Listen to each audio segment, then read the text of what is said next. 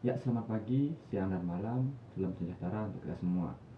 Perkenalkan, nama saya Inyman Agus Martana dengan NIM A1C020099, kelas C, Program Studi S1 Akuntansi, Fakultas Ekonomi dan Bisnis, Universitas Mataram. Pada kesempatan kali ini, saya akan menjelaskan salah satu materi mata kuliah Pancasila, yaitu Pancasila sebagai Paradigma Pembangunan Bangsa. Lanjut saja ke pokok pembahasan yang pertama, yaitu paradigma secara umum.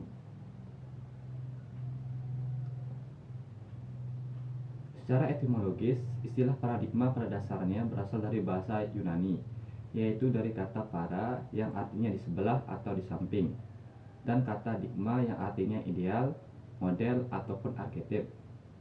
Sedangkan secara terminologis, istilah paradigma diartikan sebagai sebuah pandangan ataupun cara pandang yang digunakan untuk menilai dunia dan alam sekitarnya, yang merupakan gambaran atau perspektif umum berupa cara-cara menjabarkan berbagai macam permasalahan dunia nyata yang sangat kompleks.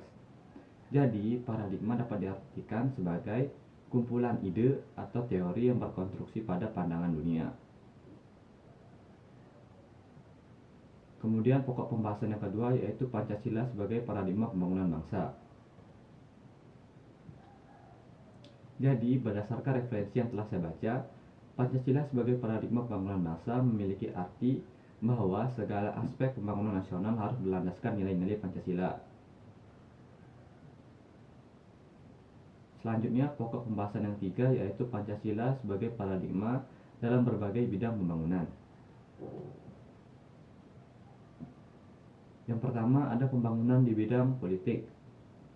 Di bidang politik, pembangunan ditujukan untuk membentuk pemerintahan demokratis yang menjunjung kebebasan berpendapat serta melayani tuntutan rakyat secara adil, terbuka, jujur, dan akuntabel.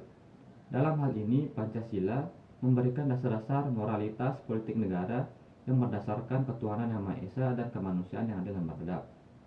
Yang kedua, ada pembangunan di bidang ekonomi. Di bidang ekonomi, pemerintah harus berlandaskan Pancasila, terutama sila kelima, yaitu keadilan sosial bagi seluruh rakyat Indonesia. Dalam ekonomi kerakyatan, kebijakan ekonomi harus ditunjukkan sebesar-besarnya untuk kemakmuran rakyat. Selain itu, pembangunan ekonomi harus berdasarkan moralitas, kemanusiaan, dan ketuhanan. Kemudian yang ketiga, ada pembangunan di bidang sosial budaya. Pembangunan sosial budaya harus mampu meningkatkan harkat dan martabat manusia, yaitu menjadi manusia yang berbudaya dan beradab. Kemudian, berdasarkan Sila Persatuan Indonesia, pembangunan sosial budaya harus dikembangkan atas dasar penghargaan terhadap budaya-budaya yang beragam di Nusantara. Kemudian yang keempat, pembangunan di bidang hukum. Tujuan negara Indonesia tercantum dalam pembukaan Undang-Undang Dasar Negara Republik Indonesia tahun 1945 alinea yang keempat. Untuk mewujudkannya, diperlukan pelindungan hukum kepada semua warga tanpa adanya diskriminasi.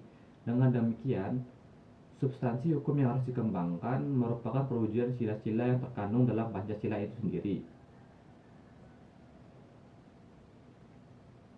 Kemudian yang kelima, pembangunan di bidang IPTEK. Pancasila memberikan dasar-dasar pengembangan IPTEK sebagai hasil kebudayaan manusia, yaitu harus didasarkan pada moral ketuhanan dan kemanusiaan. Berikut makna Pancasila dan pembangunan IPTEK, yaitu yang pertama, sila ke-1 memiliki makna bahwa pengembangan IPTEK harus berdasarkan ketuhanan yang Maha Esa. Yang kedua, sila kedua memiliki makna bahwa pengembangan IPTEK harus berdasarkan nilai-nilai kemanusiaan yang adil dan beradab. Sila ketiga memiliki makna bahwa pengembangan IPTEK hendaknya dapat menumbuhkan rasa nasionalisme, sehingga pengembangan IPTEK dapat memunculkan persatuan. Kemudian sila keempat mengandung arti bahwa para pengembang IPTEK harus bersikap terbuka, artinya terbuka untuk dikritik dan lain sebagainya. Kemudian yang terakhir, sila kelima memberikan arti bahwa pengembangan IPTEK harus menjaga keseimbangan, keadilan, dan kehidupan kemanusiaan. Dan yang terakhir ada pembangunan kehidupan antar umat beragama.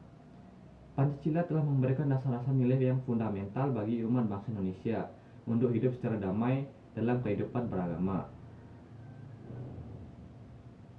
Kesimpulannya, Pancasila sebagai paradigma pembangunan memiliki arti bahwa segala aspek pembangunan nasional harus berlandaskan nilai-nilai Pancasila, yang dimana paradigma pembangunan itu sendiri dibagi menjadi beberapa bidang, yaitu di bidang pembangunan di bidang politik, pembangunan di bidang ekonomi, pembangunan di bidang sosial budaya, pembangunan di bidang hukum, pembangunan di bidang iptek, dan pembangunan kehidupan antar beragama. Demikian penjabaran materi dari saya. Apabila ada salah kata, saya mohon maaf. Sekian dan terima kasih.